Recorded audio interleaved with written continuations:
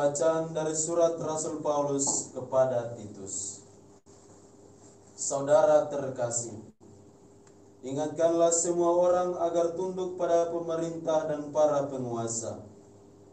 Hendaklah mereka taat dan siap sedia melakukan setiap pekerjaan yang baik. Janganlah mereka memfitnah atau bertengkar. Hendaklah mereka selalu ramah dan bersikap lemah lembut terhadap semua orang.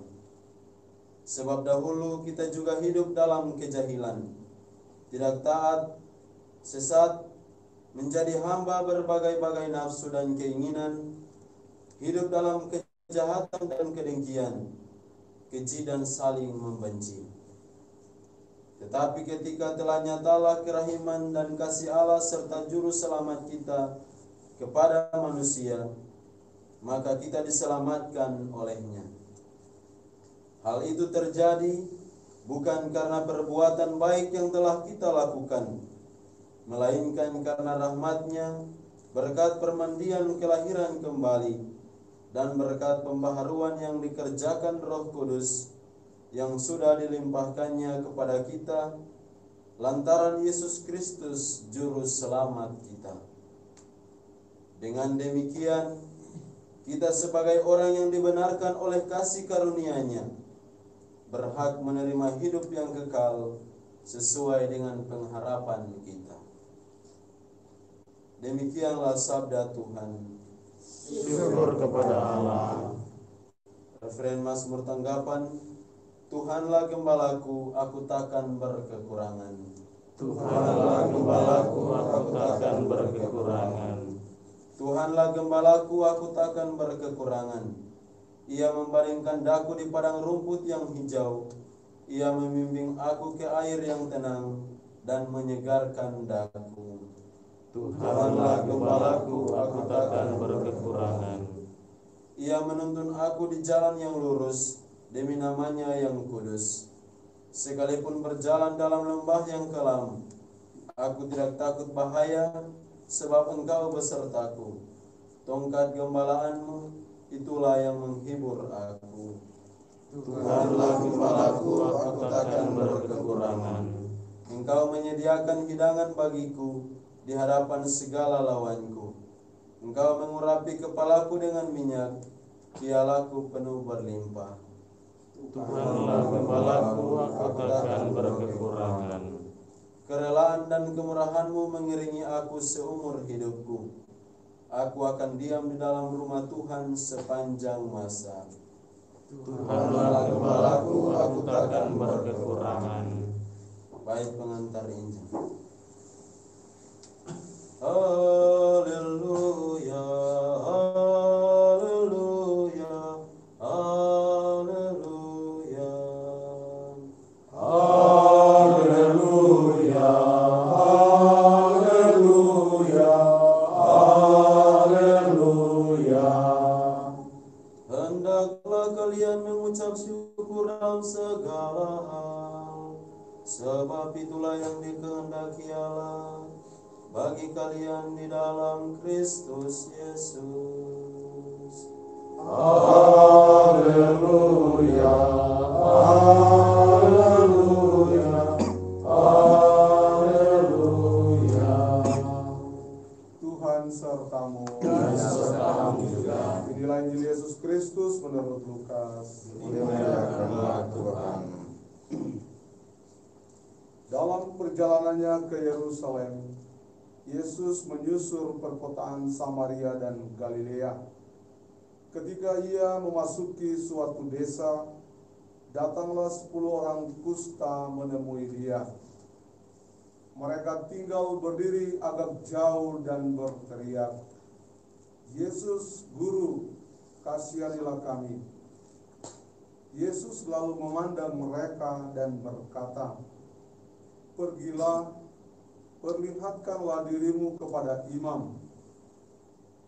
Dan sementara dalam perjalanan, mereka menjadi tahir.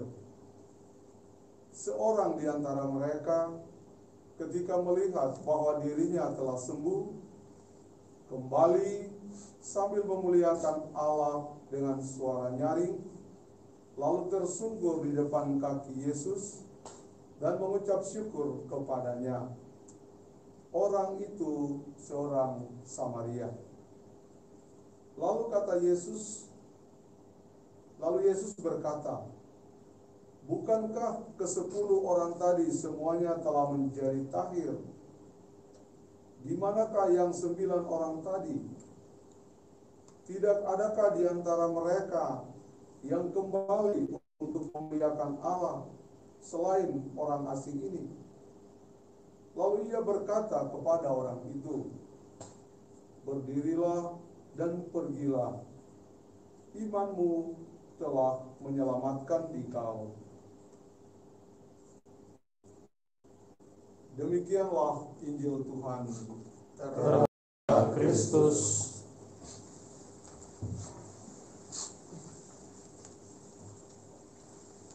Bapak Uskup dan saudara-saudariku yang terkasih,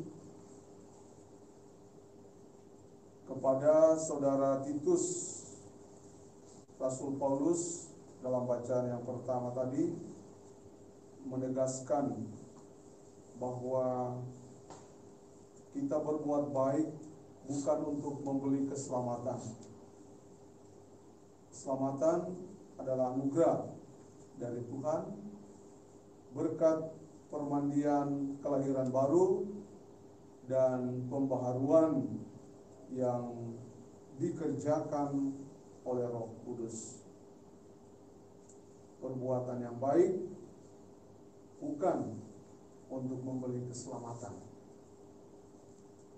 Dalam bacaan Injil kita mendengar tentang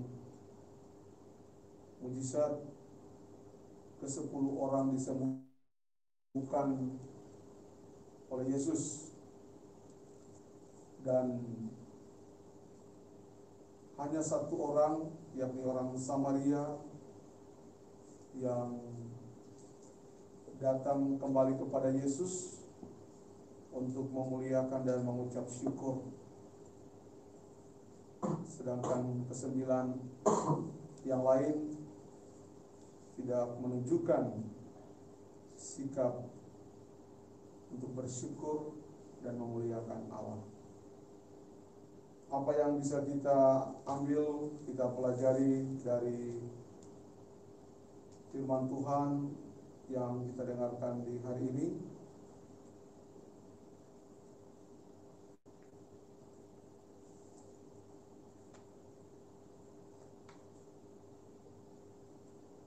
Kisah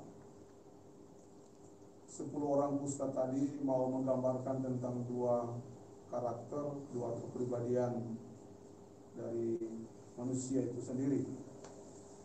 Karakter yang pertama ditunjukkan oleh orang Samaria yang tahu bersyukur atas rahmat dan berkat yang diterima, tanda bahwa ia rendah hati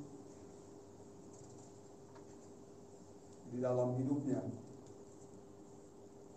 Yang kedua, ke-9 orang kusta yang telah disembuhkan, yang tidak datang kepada Yesus untuk bersyukur, memuliakan Allah, mau menunjukkan bahwa ada sikap